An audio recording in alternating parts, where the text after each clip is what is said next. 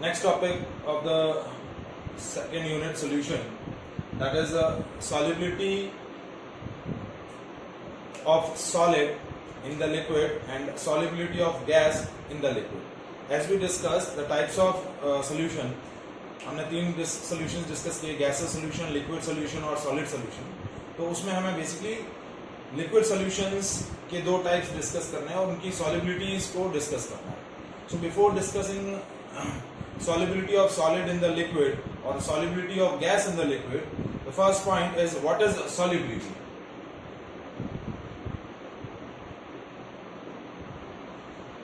What is solubility?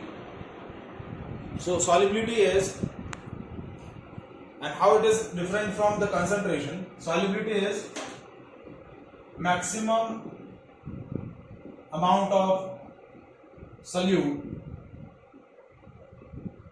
that can be dissolved in 100 gram of solvent to make the solution saturated at fixed temperature or at a constant temperature. Solubility is what? The maximum amount of solute that can be dissolved in a 100 gram of solvent to make the solution saturated at the constant temperature. Just for example, if you add a solid in the liquid, so that process is called a dissolution. When you add a solid solute into the liquid solvent, it will form a liquid solution. Now this process is basically known as dissolution. इस process को हम क्या बोलेंगे? Dissolution बोलेंगे. तो जब आप किसी पर्टिकुलर सॉल्यूट को डिसॉल्व कर रहे हैं सॉल्वेंट में और जैसे जैसे वो डिसॉल्व होता जा रहा है, ठीक है, तो that is a stage of unsaturated solution. Now we dissolve the solute in the solution till the solution become saturated. Saturated solution का मतलब क्या होगा कि no more amount of solute can be dissolved in the solution. So that is a stage of saturated solution. तो उस saturation की stage पर जो maximum amount of solute dissolve होगा, so that maximum amount of solute is called solubility. Concentration क्या होता है? Concentration is the amount of solute dissolve in a specified amount of solvent or specified amount of solution. That is called concentration. ठीक है, कि एक particular solution के अंदर solute का कितना अमाउंट है, that is called its concentration. So concentration is simply an amount of solute present in the solution, but the solubility is maximum amount of solute that can be dissolved in 100 gram of solvent to make the solution saturated at the constant temperature. Temperature must be constant. As you change the temperature of the solution, its solubility will be changed. क्योंकि क्या होगा, यदि आपका dissolution process endothermic है, जैसे आप sugar या salt को वाटर के अंदर डिसॉल्व कर रहे हैं, टेम्परेचर बढ़ाते जाएंगे तो वैसे वैसे आपका क्या होगा, सॉल्यूट का अमाउंट भी बढ़ता जाएगा. तो टेम्परेचर फिक्स होना चाहिए. टेम्परेचर चेंज होगा तो that can be change the solubility. Is that clear? Now we discuss the main point, that is solubility of solid into liquid. That is our main point. So when we dissolve a solid solute in the liquid solvent and make a liquid solution, this process is called dissolution. जब तक आप solute dissolve करते जा रहे हैं solvent के अंदर, वो dissolve होता जा रहा है, तो वो प्रोसेस क्या होता जाएगा, वो प्रोसेस क्या बोला जाएगा, सॉल्यूशन. बट ये प्रोसेस तब तक चलेगा जब तक सॉल्यूशन आपका सैचुरेटेड नहीं होगा. Now at the stage of saturation what will happen, now we as you add the solute into the solvent, the dissolve amount of solute can be extract out.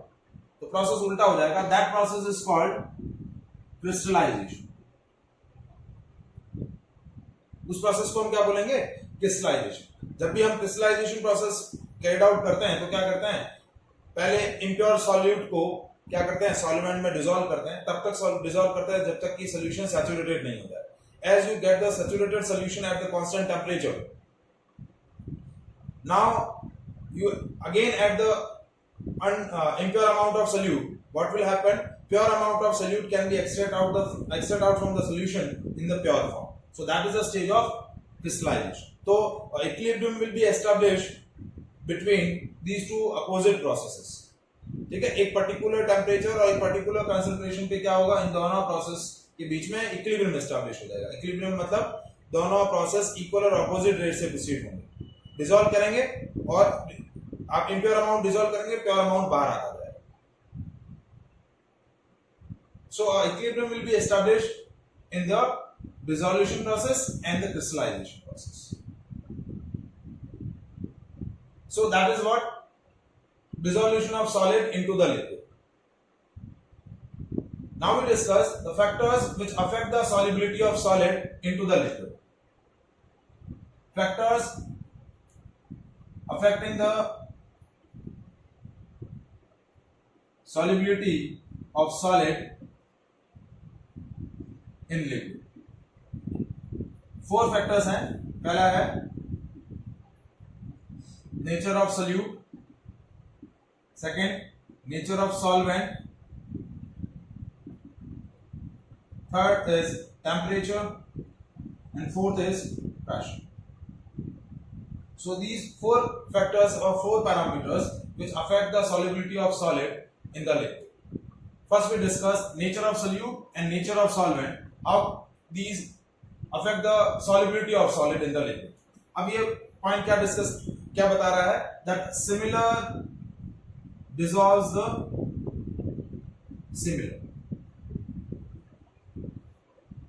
क्या मतलब हुआ, जैसा सल्यूट का type होगा वैसा ही solvent का type होना चाहिए, तभी आपका क्या होगा, वो सल्यूट सॉल्वेंट में डिसॉल्व हो पाएगा और सॉल्यूशन बना पाएगा.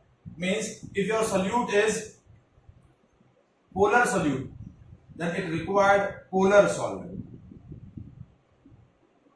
If your solute is non-polar, then it required non-polar solvent.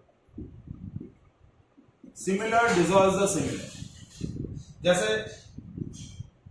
मैंने क्या लिया, पोलर सॉल्यूट लिया, ठीक है. तो पोलर सॉल्यूट जैसे शुगर है, सॉल्ट है, that can be easily dissolved in a water, but salt and sugar cannot be dissolved in a chloroform or benzene, क्योंकि वो कैसे सॉल्वेंट है, non polar solvent. Salt sodium chloride NaCl polar solute है, तो polar solute can be dissolve in a polar solvent.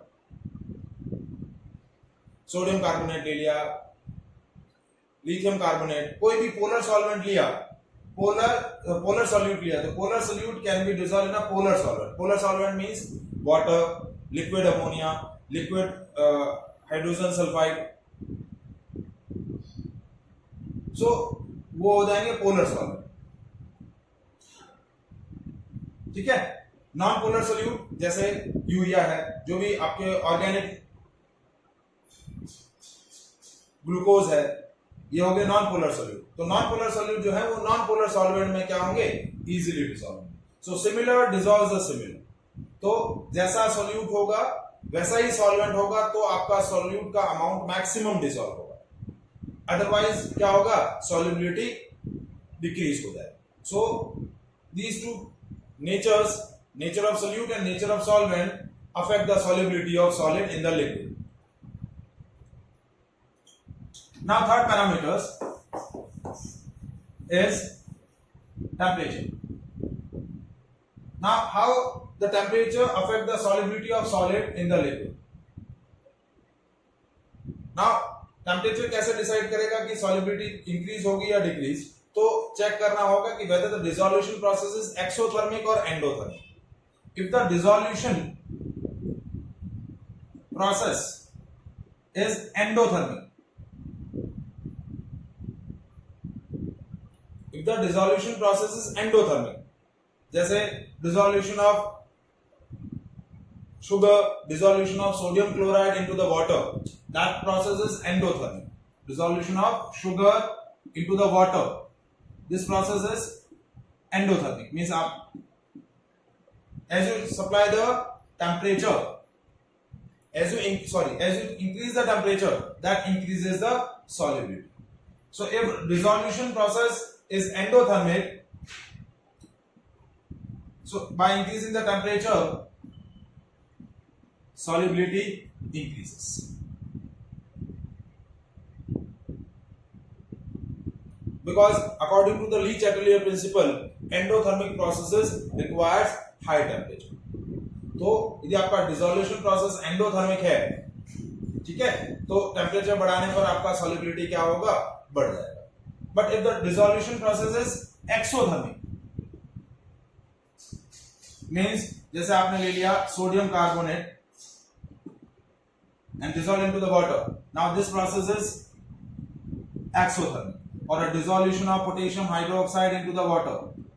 तो क्या होगा, solution formation के साथ heat evolve होगा. So this process is exothermic. So exothermic processes favors the low temperature. So as you increase the temperature, their solubility decreases. मतलब जैसे ही आप temperature बढ़ाएंगे तो अमाउंट जो पहले से डिसॉल्व है वो क्या होगा, एक्सेट आउट होगा. So as you increase the temperature, solubility decreases if the dissolution process is exothermic, and if the dissolution process is endothermic, so on the increasing the temperature, solubility increases. So that's how a temperature affects the solubility of solid into the liquid. Now fourth parameter, pressure. Now this parameter doesn't have any significant effect over the solubility of solid into the liquid, क्योंकि आपके जो solid है, solute जो है वो solid है, और solids जो होते हैं वो non volatile particles हैं, non volatile substances हैं. non volatile मतलब जिनकी वेपर में कन्वर्ट होने की टेंडेंसी नहीं है, ठीक है. तो प्रेशर का significant effect या हम बोल सकते हैं कि no effect of pressure over the solubility of solid into the liquid, no effect.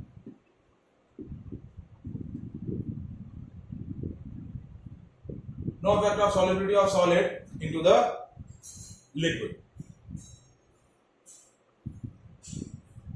Is that clear? So that is all about the solubility of solid into the liquid. Four parameters affect: nature of solute, nature of solvent, third temperature, and fourth is pressure.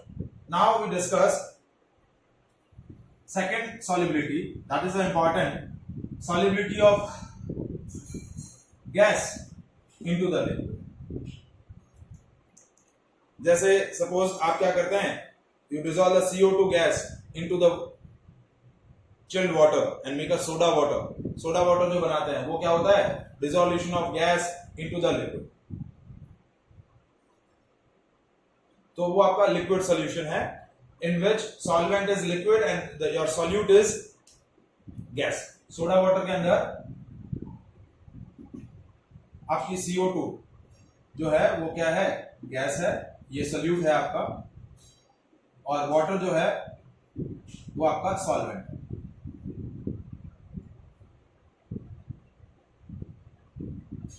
Now we discuss the solubility of gas into the liquid and discuss the factors. What factors affecting the solubility of gas into the liquid?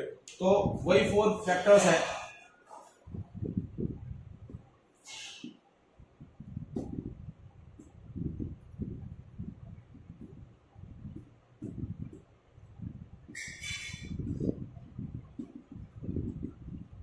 First है nature of solute. Solute आपका gas है, तो those gases which are easily liquefied, मतलब वो gases जिनका liquefication easy होता है, जिन गैसेस का लिक्विफिकेशन इजी होता है, they have high value of critical temperature. ठीक है, so those gases which are easily liquefied are easily dissolve in a water. जैसे फॉर एग्जांपल लिक्विड अमोनिया है, HCl है, सल्फ्यूरिक हाइड्रोजन सल्फाइड है, they can be easily dissolve in a water. यहां पर भी हम ये बोल सकते हैं similar dissolves the similar. Polar gases होंगी तो they will be easily soluble into the polar solvent. Means HCl है, NH3 है, they can be easily dissolve in the water. But the gases which are difficult to liquefy, easily liquefied gases कौन सी है? CO2 है, HCl है, NH3 है, easily liquefied, easily dissolves in water because they are easily liquefied.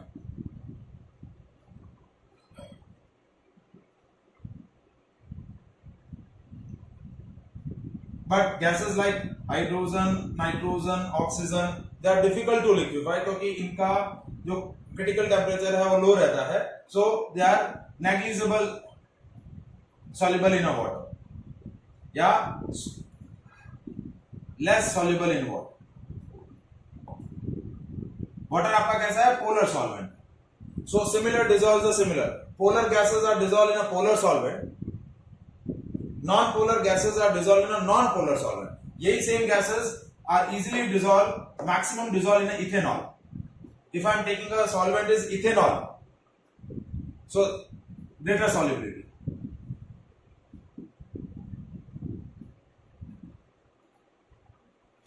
So first वही factor, दो factor हैं, nature of solute and second is nature of solvent. Solvent आपका लिक्विड है. Similar dissolves the similar.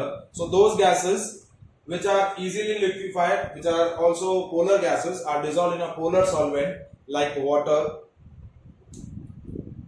But those gases which are not easily liquefied, which are basically non-polar gases, so non-polar gases are dissolved in a non-polar solvent like ethanol, but they are not lesser soluble or less soluble in the water. Similar dissolves the similar. तो जैसा solvent है वैसा ही solute होना चाहिए, या जैसा solute है वैसा ही सॉल्वेंट होना चाहिए. तो आपकी सॉल्युबिलिटी ज्यादा होगी या सॉल्युबिलिटी मैक्सिमम होगी, अदरवाइज सॉल्युबिलिटी उस अकॉर्डिंग वेरिएबल रहेगी. Now third parameter similar to the solubility of solid in the liquid. Third parameter which affect the solubility of gas in the liquid is temperature. Now the process of dissolution of gas into the liquid, this dissolution is exothermic in nature. Means इस process में आपका क्या होता है? When you dissolve a gas into the liquid, then the gas molecules present in the liquid in the vapor phase. मतलब आपका क्या होगा? They are present in the liquid phase in the liquid. So the process of dissolution of gas in the liquid is exothermic. So exothermic process favors the low temperature.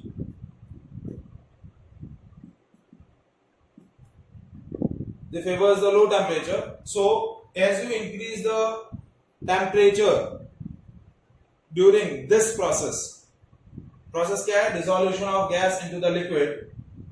This process is exothermic in nature.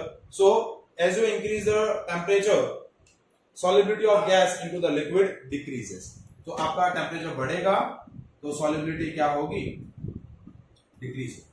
As you decrease the temperature तो solubility क्या होगी? Increase. तभी आप देखिएगा, आप जब soda water बनाते देखते हैं तो क्या होता है? चिल्ड वाटर लिया जाता है, उसमें हाई प्रेशर पे CO2 गैस डिसॉल्व की जाती है. तो जैसे आपका टेम्परेचर कम होगा, ज्यादा गैस डिसॉल्व रहेगी लिक्विड के अंदर. Now fourth parameter, that is the most important parameter of solubility of gas into the liquid, that is pressure.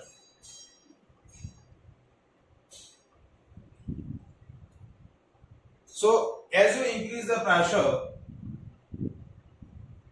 solubility of gas present over the liquid increases. जैसे आप pressure बढ़ाएंगे वैसे ही क्या होगा? Gas की सॉल्युबिलिटी लिक्विड के अंदर बढ़ जाएगी. अब प्रेशर क्या होता है? Force per unit area. जैसे इसको हम एक डायग्राम से क्लियर आउट करते हैं. जैसे ये आपकी गैस मॉलिक्यूल्स हैं, which are present over the liquid solution. ये liquid है, इसके अंदर ये कुछ गैस मॉलिक्यूल्स हैं. गैस मॉलिक्यूल को मैं दूसरे ये gas molecules, certain gas molecules are dissolved in a liquid solution, और ये आपने एक कुछ स्पेसिफिक प्रेशर अप्लाई कर रखा है in the form of weight. अब मैं क्या कर रहा हूं, इस लिक्विड सोल्यूशन में, इस लिक्विड सोल्यूशन जिसमें गैस डिसॉल्व है, इसमें प्रेशर इंक्रीज कर रहा हूं. क्या कर रहा हूं?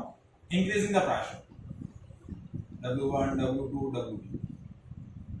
Now as I am increasing the pressure, now as I am compressing the liquid solution by increasing the pressure, pressure बढ़ाऊंगा, compress करूंगा तो क्या होगा? Now more number of gas molecule dissolve in the specific volume, क्योंकि जैसे मैं pressure बढ़ाऊंगा volume decrease होगा, so that will increases the number of gas molecule per unit volume. per unit volume में क्या होगा? number of gas molecules क्या होंगे? बढ़ेंगे. so एक स्पेसिफिक वॉल्यूम के अंदर जैसे ही आपका गैस मॉलिक्यूल्स का अमाउंट बढ़ेगा, जैसे पहले यहां देखिए बहुत लेसर अमाउंट है, जैसे इसके अंदर गैस मॉलिक्यूल्स का अमाउंट बढ़ा, जैसे मैंने प्रेशर बढ़ाया, जैसे गैस को, लिक्विड को कंप्रेस किया, ठीक है, तो now more amount of gas molecules dissolve into the liquid. So as you increase the pressure, now more number of gas molecules present in a specific volume of the solution, so that will increases its solubility. जितने ज्यादा gas molecule होंगे उतना solubility बढ़ जाएगा. solubility का मतलब ही क्या है? amount of solute, maximum amount of solute. तो जैसे आप प्रेशर बढ़ाएंगे, ज्यादा नंबर ऑफ गैस मॉलिक्यूल अब स्पेसिफिक वॉल्यूम में है, तो आपका solubility क्या हो जाएगा? बढ़ जाएगा.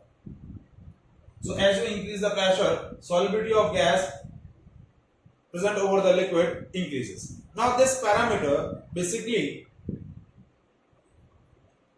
explained by Henry and proposed a law which is known as Henry law. So Henry was the scientist which gives a mathematical relation for this factor. So Henry states that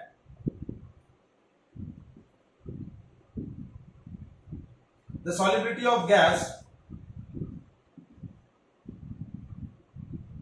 present over a liquid is directly proportional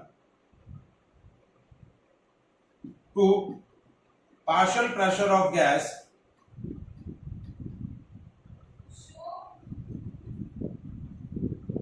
present over the liquid.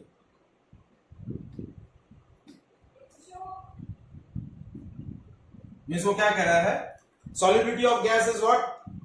that is amount of gas present in liquid. solubility यही हुआ, क्योंकि हम यहां क्या discuss कर रहे हैं? solubility of gas in the liquid.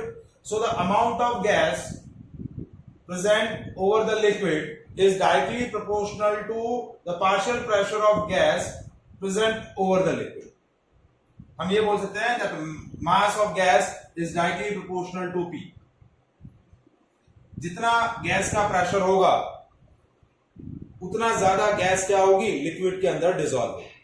The amount of gas dissolved in the liquid is directly proportional to the pressure of gas. जितना हम ज्यादा प्रेशर के साथ गैस को इंसर्ट करेंगे लिक्विड में, उतना ज्यादा गैस क्या होगा? लिक्विड के अंदर डिसॉल्व होगा.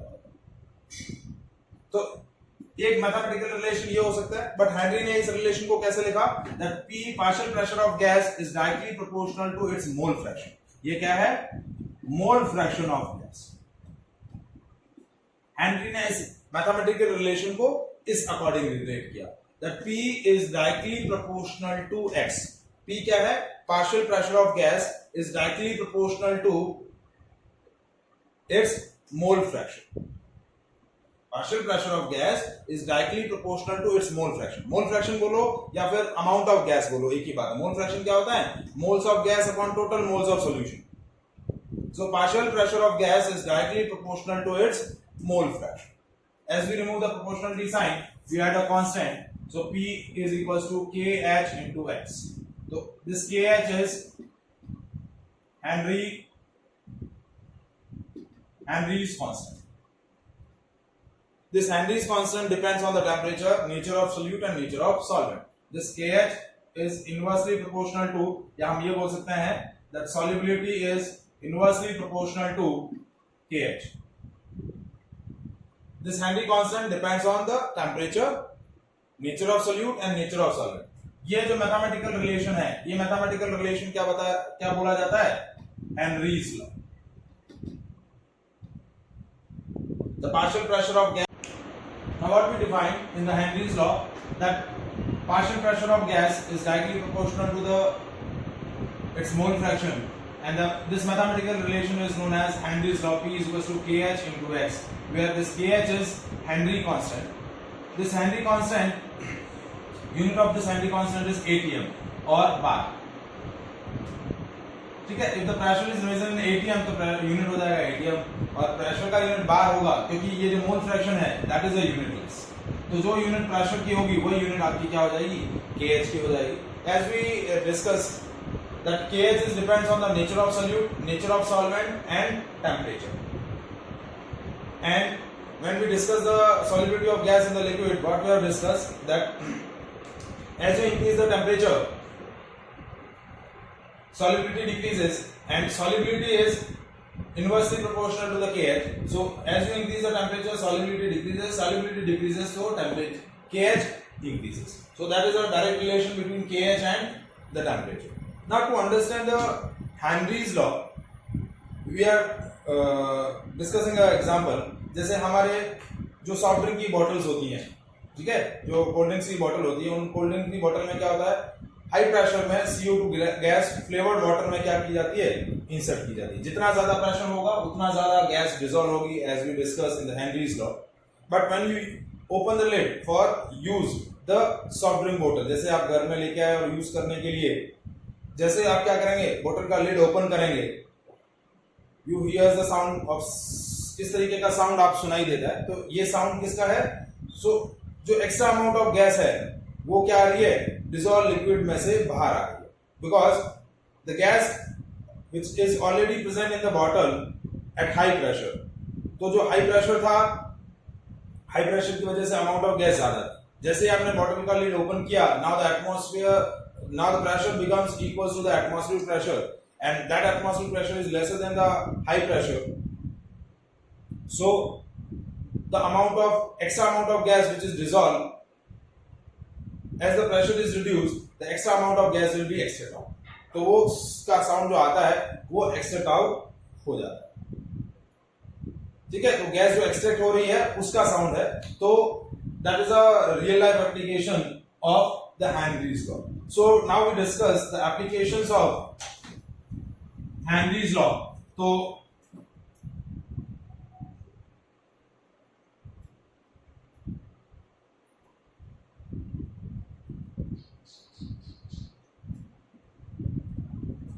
So now what is application? So first application मैंने डिस्कस किया that in the soft drink bottles CO2 gas is dissolved at a high pressure. As the pressure is large, the amount of gas dissolved in the bottles is high. Now second application, जैसा कि हमने discuss किया कि जैसे जैसे pressure ज्यादा होगा उतना ज्यादा गैस ज्यादा डिसॉल्व होगी लिक्विड में. तो नॉर्मली जब आप स्विमिंग करते हैं तो स्विमिंग में क्या होता है? As you move down into the bottom, जैसे आप नीचे नीचे जाते हैं, so the pressure exerted by the liquid layer over the body increases, क्योंकि वाटर का वेट ज्यादा है. वाटर के वेट की वजह से बॉडी पर प्रेशर लगेगा, then you required more amount of oxygen to breath according to the Henry's law. Henry law क्या बोल रहा है? प्रेशर बढ़ेगा तो आपको गैस का अमाउंट ज्यादा चाहिएगा, तो आपको ब्रीथ करने के लिए ज्यादा ऑक्सीजन की रिक्वायरमेंट होगी. But as we know that the oxygen is lesser soluble in the water. Water के अंदर ऑक्सीजन का अमाउंट बहुत ही कम रहता है. So आपको ब्रीथ करने के लिए ऑक्सीजन चाहिए. So you have to carry a cylinder, gas cylinder with you, ठीक है, to breathe the air, to breathe the oxygen. तो जो स्क्यूबा ड्राइवर्स होते हैं, सेकेंड एप्लीकेशन जो है वो क्या है कि जो स्क्यूबा ड्राइवर्स होते हैं वो जब डेप्थ में जाते हैं, सी की डेप्थ में जाते हैं, तो they bring gas cylinder with them. That cylinder consists of oxygen, nitrogen and helium. उस सिलेंडर के अंदर 3 गैसेस होती हैं. 32% ऑक्सीजन रहता है, 56% नाइट्रोजन रहती है और अराउंड 12% के अराउंड हीलियम रहता है। अब हीलियम क्यों इंसर्ट किया जाता है, इसका रीजन क्या है कि जैसे suppose as you move down into the sea, pressure बढ़ेगा, you need more oxygen to breathe. But जैसे आप ऊपर आएंगे तो क्या होगा, प्रेशर रिड्यूस होगा, वाटर लेवल का प्रेशर रिड्यूस होगा, then you require lesser oxygen. तो प्रेशर अप डाउन हो रहा है तो ऑक्सीजन का अमाउंट भी इंक्रीज डिक्रीज होता रहेगा। तो उसकी वजह से क्या होगा, जो आपकी पाइप है, जिस पाइप के थ्रू ऑक्सीजन लंग्स में जा रही है, वो पाइप के बेंड होने के चांसेस हुआ है। तो उस बेंडिंग को अवॉइड करने के लिए, और नाइट्रोजन गैस भी एक टॉक्सिक गैस होती है, उसका पॉइजनस इफेक्ट होता है, तो उस इफेक्ट को कम करने के लिए हम एक inert gas helium gas insert करते हैं, तो वो बेंडिंग को अवॉइड करती है। ठीक है, क्योंकि बेंडिंग हो जाएगी, चॉक हो जाएगी पाइप, तो आप ब्रीथ नहीं कर पाएंगे, आप इमीडिएटली मर जाएंगे। तो उस बेंडिंग को अवॉइड करने के लिए और नाइट्रोजन के टॉक्सिक इफेक्ट को कम करने के लिए हम क्या करते हैं, उस सिलेंडर के अंदर हीलियम गैस भी क्या करते हैं, ना। थर्ड एप्लीकेशन है कि जब आप हाई एल्टीट्यूड्स पे जाते हैं, ठीक है, जैसे जो रॉक क्लाइंब करते हैं, माउंटेन क्लाइंबिंग करते हैं, तो अपने साथ ऑक्सीजन सिलेंडर लेके जाते हैं, क्योंकि हाइट पर क्या होता है, the amount of oxygen present in the atmosphere is less. क्यों, क्योंकि as we know that earth is surrounded by the atmospheric gases. ठीक है, तो एटमॉस्फेरिक गैसेस जो प्रेशर एक्सर्ट करती है उसी को एटमॉस्फेरिक प्रेशर बोलते हैं। ठीक है, तो आप हाइट पर जा रहे हैं तो उन एटमॉस्फेरिक गैसेस का जो प्रेशर है वो कम है, प्रेशर कम है तो अमाउंट ऑफ गैस भी क्या होगा, ऑब्वियस सी बात है कम है, क्योंकि हेनरीज लॉ यही बोल रहा है, P is directly proportional to, जितना ज्यादा प्रेशर होगा उतना ज्यादा गैस डिसॉल्व होगा। ठीक है, तो प्रेशर कम है, सो एटमॉस्फेयर में ऑक्सीजन का अमाउंट कम हो गया। ऑक्सीजन का अमाउंट कम है तो जिनको ब्रीदिंग की प्रॉब्लम है या फिर बहुत ज्यादा हाई एल्टीट्यूड्स पे जा रहे हैं, then you need a more oxygen. ठीक है, तो ऑक्सीजन सिलेंडर की रिक्वायरमेंट है। यदि आप सिलेंडर नहीं ले जाएंगे तो लेसर अमाउंट ऑफ ऑक्सीजन की वजह से क्या होगा, वो नर्वस सिस्टम को अफेक्ट करेगा, पहले थोड़ा थोड़ा आपको अनकॉन्शियसनेस हो जाएगी। ठीक है, फिर ब्रीदिंग की प्रॉब्लम होगी, क्योंकि हमारी बॉडी के पार्ट्स जो है वर्क नहीं करेंगे, क्योंकि ऑक्सीजन जितनी भी मेटाबॉलिक एक्टिविटीज परफॉर्म करनी है उसके लिए ऑक्सीजन चाहिए। ऑक्सीजन नहीं होगी तो धीरे धीरे अनकॉन्शियसनेस, एंजाइटी होगी और हो सकता है कि आदमी मर भी जाए। तो इसके लिए क्या होता है, जो भी माउंटेन क्लाइंबिंग या रॉक क्लाइंबिंग करते हैं हाइट्स पर, तो उनको अपने साथ सिलेंडर ले जाने का डायरेक्शन दिया जाता है, इंस्ट्रक्शन दिया जाता है कि उनको सिलेंडर लेके जाना चाहिए, और जिनको ब्रीदिंग की प्रॉब्लम होती है उनको मना कर दिया जाता है कि उनको जाने की परमिशन नहीं है, क्योंकि हाई एल्टीट्यूड पर ऑक्सीजन का amount present in the atmosphere जो है वो लेस रहता है। So these are the certain applications of Henry's law. ठीक है, now we discuss the numericals based on a Henry's law. The numericals follow the expression P is equals to KH into X. That's all about the previous lecture. Question is what? Question is based on a Henry's law. A solution containing 6.56 into 10 to the power minus 2 gram of ethane has a pressure of 1 bar. If the solution contained 5 into 10 to the power minus 2 gram of same ethane, then what will be its partial pressure? तो हम यहां क्या rule use कर सकते हैं, देखिए P is equals to KH into X। अब यहां मोल फ्रैक्शन आपको गिवन नहीं है, ठीक है, प्रेशर दे रखा है और उसका अमाउंट दे रखा है, तो हम यहां क्या रूल यूज कर सकते हैं, M is equals to K into P। That amount of gas is directly proportional to its pressure। तो मास अपॉन प्रेशर का ये जो रेशियो होगा ये क्या हो जाएगा, कांस्टेंट हो जाएगा। मास अपॉन प्रेशर का जो रेशियो हो गया that is equals to constant. तो हम यहां क्या यूज कर सकते हैं,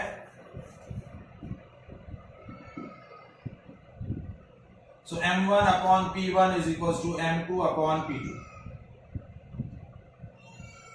ठीक है, so 6.56 into 10 to the power minus 2 upon 1 is equals to 5 into 10 to the power minus 2 upon x। Second pressure आपको कैलकुलेट करना है, ठीक है, तो -2 से -2 कैंसिल हो गया, तो x की वैल्यू क्या हो गई, x is equals to 5 upon 6.56। देखिए सिंपल सा लॉजिक है कि यहाँ amount 6.56 into 10 to the power minus 2 था, यहाँ आपका अमाउंट क्या हुआ, रिड्यूस हो गया, as the amount decreases the partial pressure of gas present over the solution decreases। क्या हो गया, डिक्रीज हो गया। नाउ नेक्स्ट क्वेश्चन,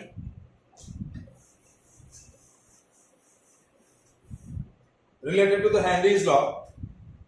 क्वेश्चन है, Henry's law constant for oxygen dissolved in a water is 4.34 into 10 to the power 4 atm. Henry's constant for oxygen आपको क्या दे रखा है, 4.34 into 10 to the power minus 10 to the power 4 atm at 25 degree centigrade.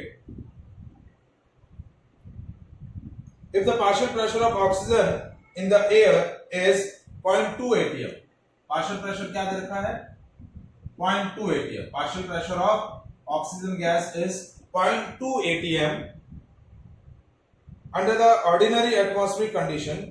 Then calculate the concentration of dissolved oxygen in water in equilibrium with air at 25 degree centigrade.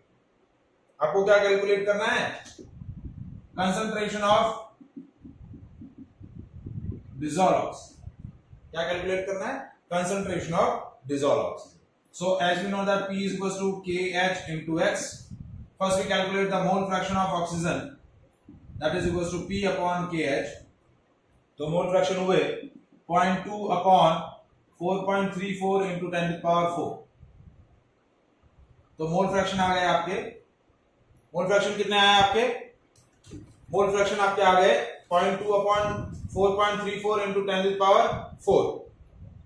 अब इसको solve करें, ये 100, ये 10, ये हो गया 2 upon 434, ये कैंसिल हो गए, यहाँ बचे 1000.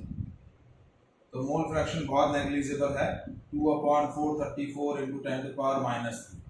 ये आपका क्या आ जाएगा, मोल फ्रैक्शन. अब मोल फ्रैक्शन कैलकुलेट करने के बाद हम एग्जैक्टली हमें कैलकुलेट क्या करना है, कंसंट्रेशन ऑफ डिसॉल्व ऑक्सीजन. तो कंसंट्रेशन ऑफ डिसॉल्व ऑक्सीजन का मतलब क्या हुआ कि we are interested to calculate the moles of oxygen. तो मोल फ्रैक्शन ऑफ ऑक्सीजन आपको कितना आ गया, that is 2 upon 434 into 10 to the power minus 3. ये मोल फ्रैक्शन आ गए. मोल फ्रैक्शन क्या होता है, moles of oxygen upon moles of oxygen plus moles of water. Moles of oxygen, mole fraction क्या हुआ, moles of oxygen divide by total moles of solution. अब solution में क्या है, oxygen dissolve in a water and that is equals to 2 upon 434 into 10 to the power minus 3.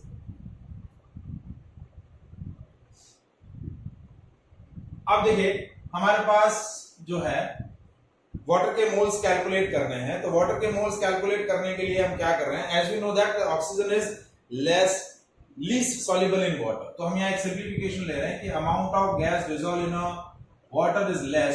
सो इन दोनों का जो समेशन है वो nearly equals to the moles of water.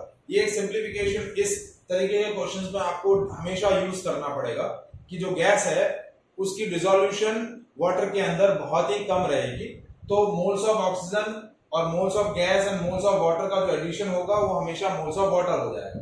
तो यहाँ क्या हो गया, ये एक्सट्रैक्शन हो गया, moles of oxygen upon moles of water equals to 2 divide by 434 into 10 power minus 3. अब हमें कैलकुलेट क्या करना है, moles of water.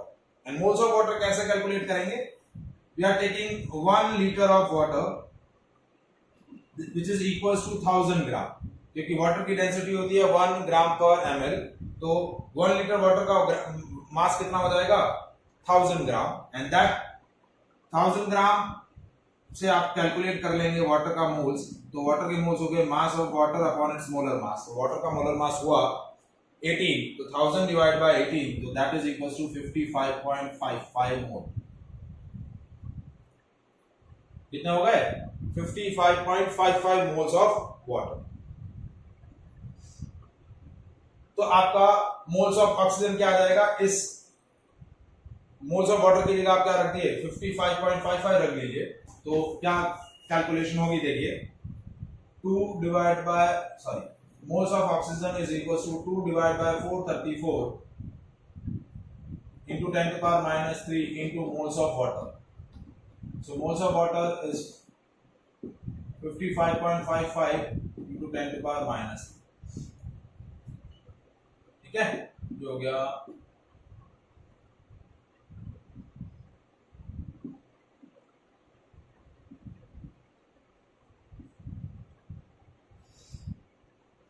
Divide by 434 into 10 to the power minus, तो ये आ जाएगा the concentration of oxygen dissolve in water. Is that clear? Question समझ में आया?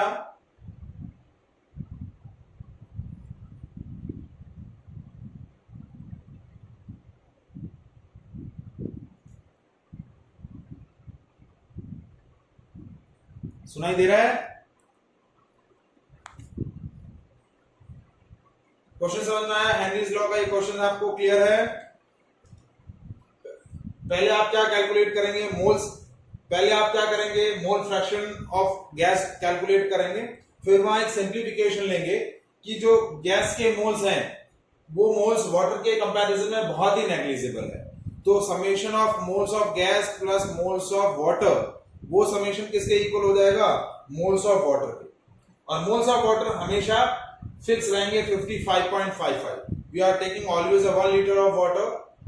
उस 1 लीटर ऑफ वाटर के अंदर हम गैस डिसॉल्व कर रहे हैं. ये एक सिंप्लीफिकेशन होगा, ठीक है. 1 लीटर ऑफ वाटर यूज किया जाएगा तो उसके मोल्स हो जाएंगे 55.55. उन मोल्स को हम जब इससे मल्टीप्लाई कर लेंगे मोल फ्रैक्शन से, तो आपको क्या मिल जाएगा? Moles of oxygen. और यदि आपको अमाउंट ऑफ गैस कैलकुलेट करना है तो इस मोल्स को आप क्या कर लो? मोलर मास ऑफ ऑक्सीजन 32 से मल्टीप्लाई कर लो, so you will get a amount of gas dissolved in a solution. So these variety of questions asked in a Henry's law. Is that clear? अब इसमें जो इंपॉर्टेंट कंसेप्ट है